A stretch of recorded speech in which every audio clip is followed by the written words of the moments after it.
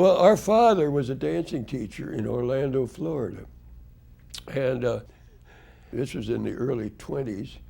And he taught, there were mostly girls in the class, but he insisted that I take ballet. And of course, I rebelled, but I was overruled because he being in the class with 20 girls, one boy, you have to take up boxing if you're going to go to the public schools. Anyway, one day at the Beecham Theater in Orlando, Florida, they had acts, vaudeville acts. They had broke a jump from Miami to Jacksonville by playing one day in Orlando. And I saw this, in a matinee, I saw this act called the Dixie Four.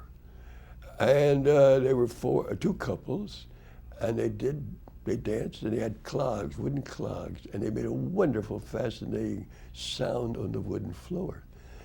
And when the show was over, I ran all the way home to my father and said, I saw the kind of dancing that I want to do. And I tried to demonstrate it.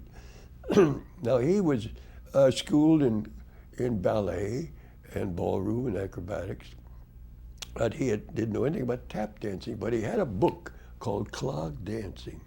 And it had the steps all diagrammed and numbered, and you could, if you had patience and tenacity, walk around the floor and do step, front, back, step, front, back, step, step, front, back, step.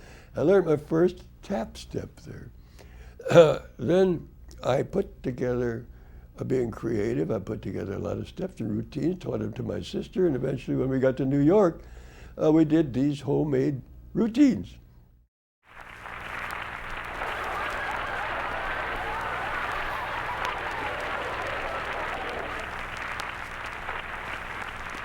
W.C. Fields, he used to do an act with a pool table, and he would pick out the pool cue, and actually it wasn't straight, it was actually spiraled, you understand?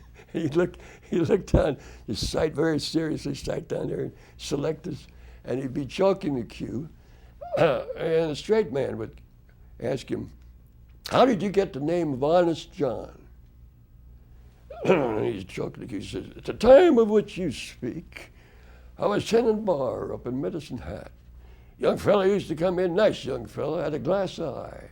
He used to keep his glass eye and a glass of water on the bar. Pardon me while I break these balls. And he break the ball. He says, one day, he went off and forgot his glass eye.